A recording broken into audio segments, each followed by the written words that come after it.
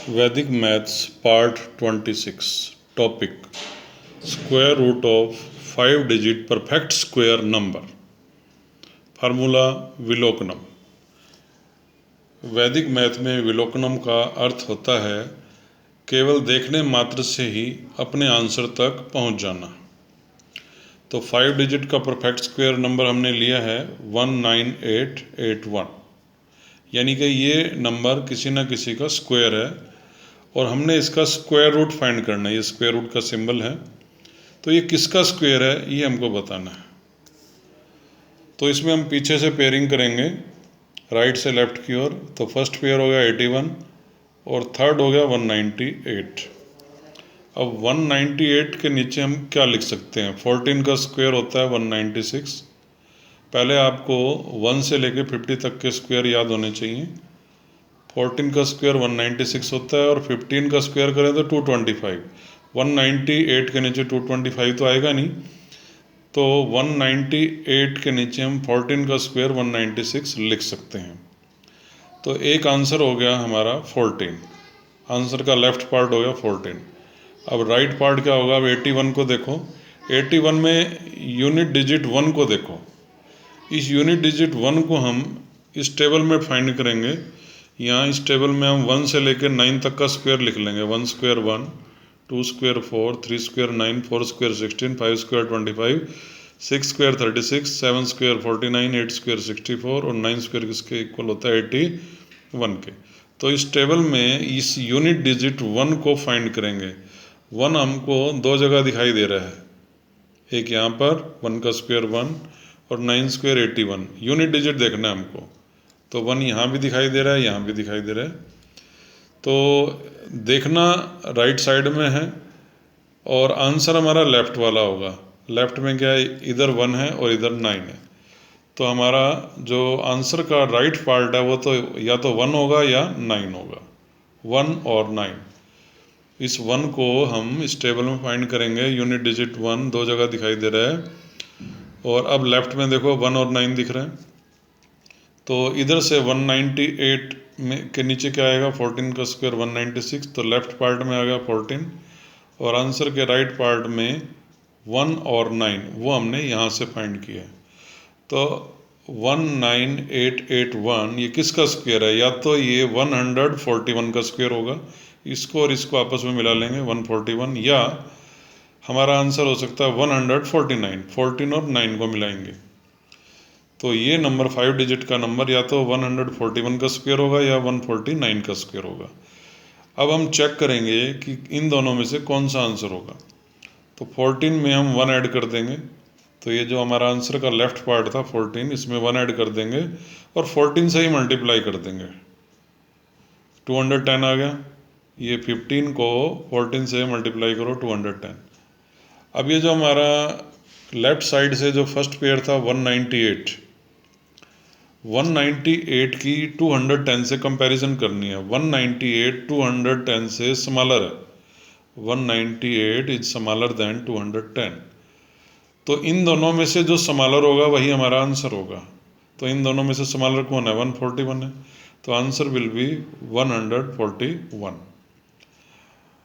मान लो ये यहाँ जो नंबर आता और 198 उससे ग्रेटर होता, तो इन दोनों में से ग्रेटर वाला, फिर आंसर होता 149।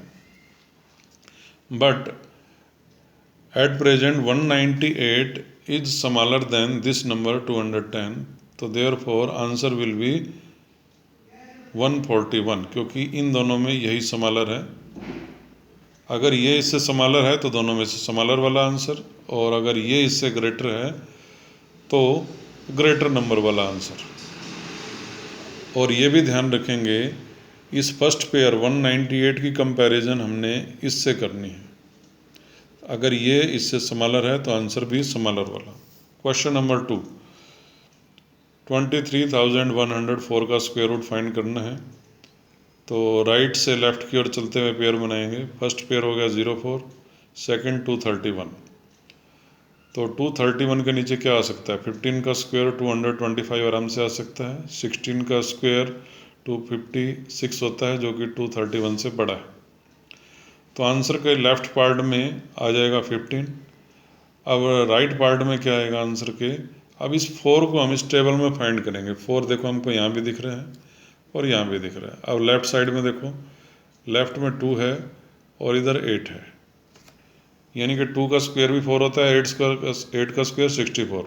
तो राइट पार्ट में 2 और 8 आ सकता है, या तो 2 आएगा या 8 आएगा।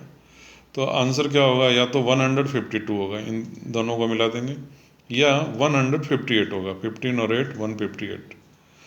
अब दोनों में से कौन सा आंसर होगा इसको चेक करेंगे। 15 में 1 ऐड कर देंगे और 15 से ही मल्टीप्लाई।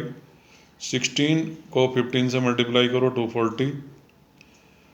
अब इस 231 की कंपैरिजन करेंगे 240 से। 231 240 से स्मॉलर है। 231 इज स्मॉलर देन 240। तो इन दोनों में से जो स्मॉलर होगा वही हमारा आंसर होगा। तो 150 स्मॉलर है, यही हमारा आंसर होगा। क्वेश्चन नंबर 3, 15,376 का स्क्वायर रूट क्या होगा? पीछे से पेयरिंग करेंगे। एक पेयर हो गया 76, सेकंड हो गया 153। तो 12 का स्क्वायर क्या होता है? 144।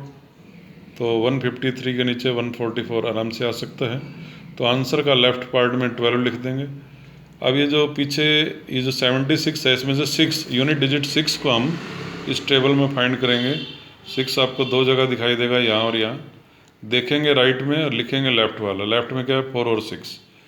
तो आंसर के राइट पार्ट में आ जाएगा 4 और 6। 4 का स्क्वायर 16 होता है, 6 का स्क्वायर 36। तो आंसर क्या होगा? 124 होगा या 126 होगा। 12 में 1 ऐड करके 12 से मल्टीप्लाई 156 आएगा। 153 की कंपैरिजन 156 से करेंगे। 153 इज लेस देन 156, तो आंसर भी लेस वाला होगा, स्मॉलर वाला होगा, 124। सिमिलरली 26,244, फर्स्ट पेयर हो गया 44, सेकंड हो गया 262। 262 के नीचे 16 का स्क्वायर 256 आराम से आ सकता है। तो आंसर के लेफ्ट पार्ट में आ जाएगा 16। अब इस 4 को इस टेबल में फाइंड करेंगे। दो जगह 4 दिखाई देगा। तो लेफ्ट में देखो, यहाँ 2 है, यहाँ 8 है। तो आंसर के राइट पार्ट में 4 और 8 आएगा, क्योंकि 4 का स्क्वायर क्या होता है? यहाँ पर 4 है, 4 को हम दो जगह फाइंड करेंगे। यहाँ पर 2 है और यहाँ पर 8 है। 2 और 8 लिखेंगे यहाँ, 2 और 8। तो आंसर होगा 162 या 168। 16 में 1 ऐड करके 16 से मल्टीप्लाई। 17 इंटू 16 कितना आएगा? 272। अब 262 की कंपैरिजन करेंगे 272 से। तो 262 272 से स्मॉलर है, तो आंसर भी स्मॉलर वाला होगा। इन दोनों में से कौन स्मॉलर है? 162। तो आंसर होगा 162। इसी प्रकार से और एग्जाम्पल लेकर आप उनकी प्रैक्टिस कर सकते हैं।